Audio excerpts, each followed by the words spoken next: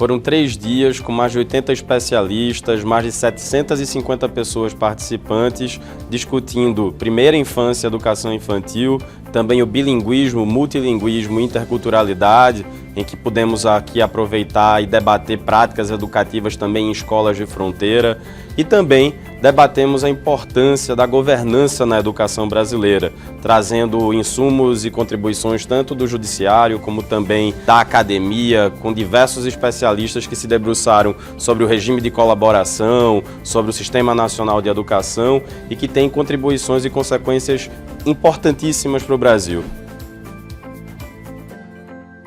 Eu acho que esse evento tem um papel muito interessante de aprofundar no estudo da primeira infância, que é uma parada base para tudo, né? Tudo começa na primeira infância. E também tudo começa em quem cuida das crianças na primeira infância, né? E a criatividade é a expressão natural do ser, né? É quando a gente reprime a expressão natural do ser, a gente adoece. Minha contribuição aqui é como a gente pode ajudar os educadores a reativar a criatividade deles primeiro. A gente só pode entregar o que a gente tem.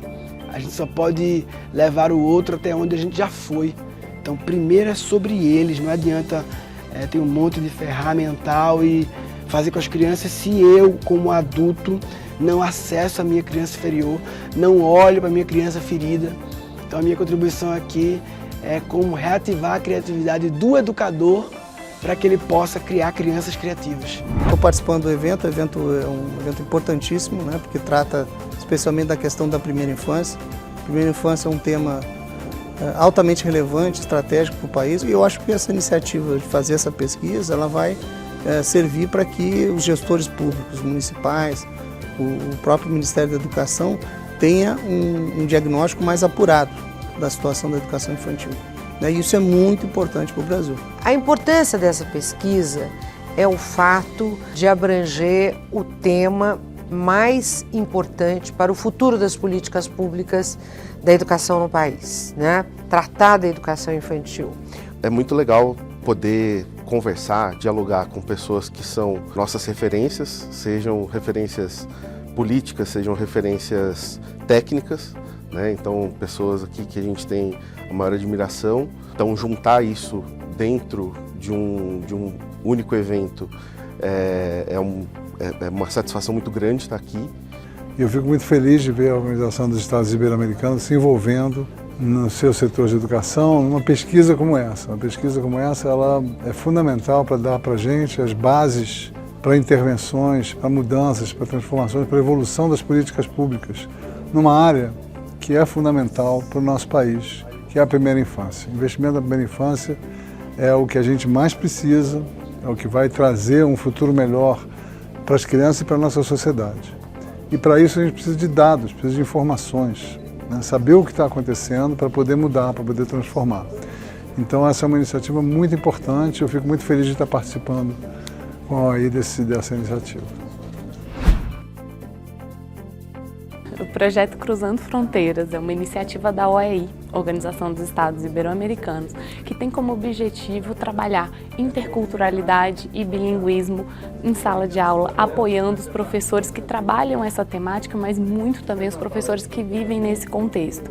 Este contexto ele está muito presente dentro da sala de aula, principalmente das escolas localizadas nas regiões de fronteira. Então o projeto surge com esse objetivo. Hoje nós tivemos a oportunidade de participar aqui, mostrando exatamente como é que foi a concepção do curso, né? Como que esse curso ele veio para dialogar com iniciativas em educação multilingüe e intercultural. Tivemos a oportunidade de ouvir posições muito diferenciadas, como do ministro Crato, como do professor Pacheco, que cercaram, de certo modo, a nossa fala sobre o projeto, deram uma ampliação pedagógica do objeto que a gente tratou no dia de hoje.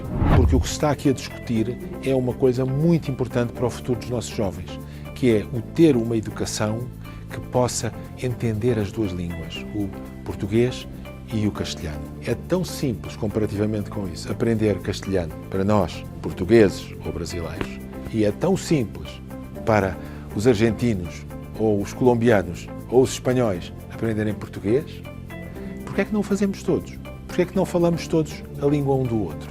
E falar a língua um do outro significa abrir perspectivas aos nossos jovens, perspectivas de contacto, de conhecimento, de abertura a mundos diferentes. É um projeto educacional, social, educacional, e se continuar sujeito a velhas práticas, poderá o impacto ser muito menor do que aquele que possa ser numa nova construção social de aprendizagem e de educação.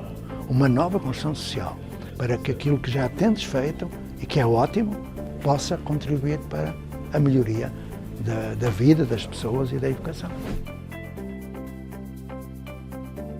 Acho que o evento está fechando o ano, né? Esse ano que foi tão puxado para todo mundo na educação, né? Pós-pandemia, recuperação da aprendizagem. Acho que colocar o tema da governança, né, em evidência é fundamental. Creio que vai ser o desafio do próximo ano, né? Para o governo eleito, ele precisa entender que sem governança, sem cooperação, não vai ser possível a gente recuperar as nossas crianças, os nossos adolescentes. E eu digo isso muito na esperança, né, na perspectiva de que nós tenhamos um Ministério da Educação ativo, estados e municípios trabalhando junto. Então, um evento trazendo diferentes perspectivas, né, e como colocada no debate ali, mostra que há consensos estabelecidos de que a governança é urgente, de que pactuar é urgente, de que estabelecer a cooperação, né, e a colaboração como método de trabalho tem que ser a nova forma da educação funcionar do ano que vem em diante. O evento está sendo extremamente produtivo.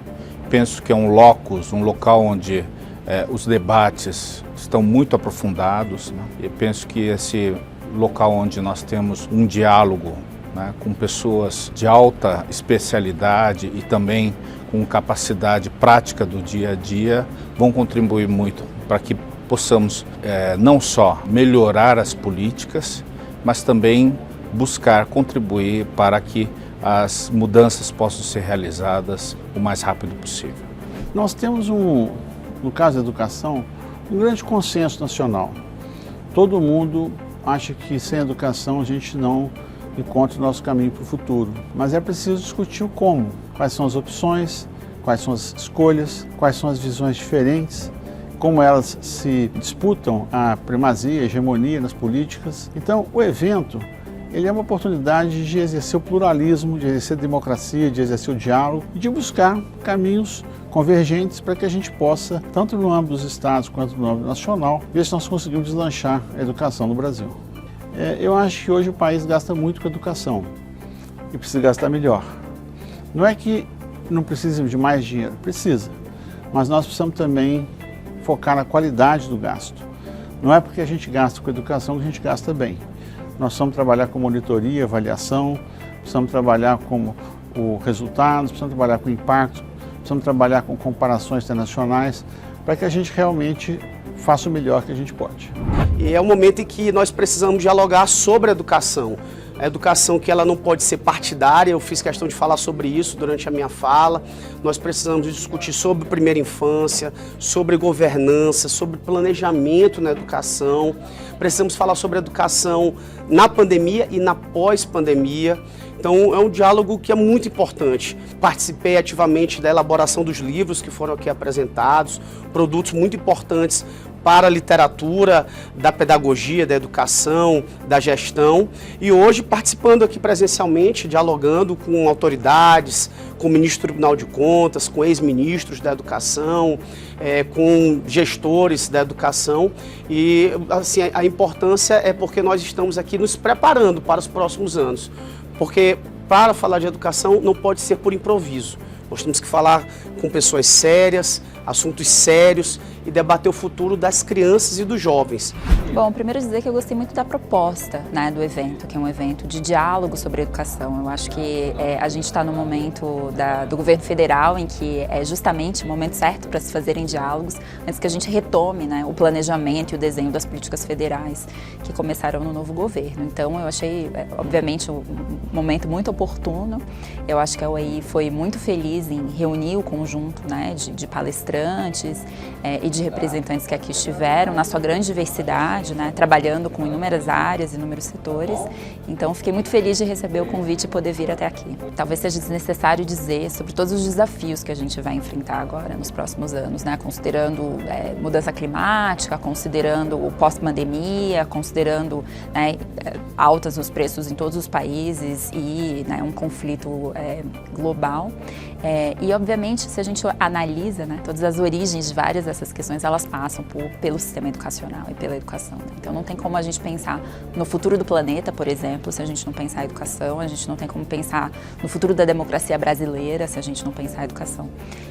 E é por isso que um pouco, né, no capítulo do livro com o qual eu trabalhei, eu tento fazer um pouco essa encruzilhada entre a educação e direitos humanos, né, que para mim é fundamental que a gente consiga pensar no diálogo entre esses dois setores, nas políticas que sejam desenhadas para as duas áreas, para a educação e direitos humanos, justamente pensando na formação do cidadão, né, que não é nem do futuro, porque o futuro já chegou, né, os desafios do futuro já chegaram e a gente precisa conseguir trabalhar isso no nosso sistema. E esse evento ele possibilitou várias abordagens, múltiplos olhares e inclusive o contexto empírico da prática da gestão, não só a parte da governança, o controle, mas com foco nos resultados e na efetividade da política pública. Então é um evento realmente que está de parabéns, parabenizo a OEI pelo esforço, pelo resultado alcançado. A importância da gente trazer isso é porque hoje nós vivemos um processo de aceleração, de transformação do mundo, com problemas que não se resolvem mais de forma setorial isolada.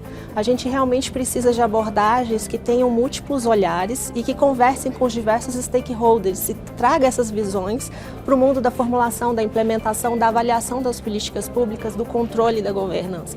Que a gente pense de fato não fora da caixa, que a gente nem pense em caixa. Nossos limites hoje, nossas barreiras são muito maiores e os nossos limites também são muito maiores, porque hoje nós temos falta de recurso, temos falta de capacidade, mas ao mesmo tempo a gente precisa parar para pensar e centrar naquilo que é mais importante, o desenvolvimento do ser humano, o desenvolvimento do estudante, do educador. Isso é fundamental para que a gente construa a nossa sociedade, não pensando só no amanhã, é no imediato, é no já. Todos esses espaços, eles subsidiam formulação de políticas, tomada de decisão, atuação no âmbito dos estados e dos municípios, quando nós pensamos, por exemplo, para a situação da educação básica.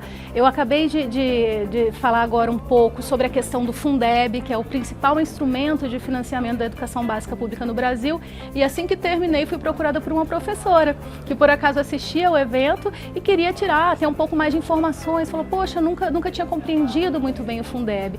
Quer dizer, além desse espaço propício a novas ideias, a novos projetos, a novas perspectivas, a gente leva conteúdo educacional para os atores interessados, para aqueles que trabalham na educação e para aqueles que formulam também as políticas para a educação. Sem dúvida, tudo isso torna um evento como esse fundamental.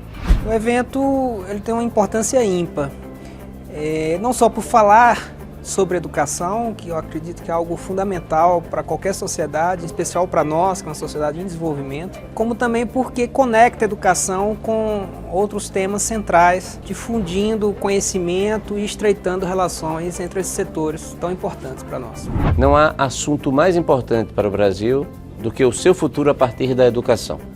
Se a gente tivesse que escolher um único problema para o Brasil, seria a educação pública de baixa qualidade.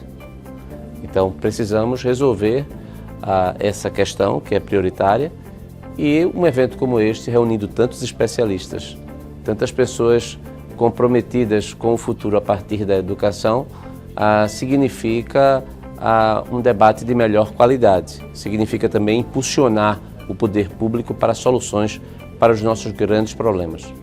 E para mim, é uma grande satisfação de fazer parte de um grupo seleto, inclusive de autores, não é? Porque não apenas discutimos, mas escrevemos. Então esse evento ele continua a partir da leitura das pessoas, do acompanhamento nas redes sociais, acompanhamento pelo canal do YouTube, do que foi discutido aqui.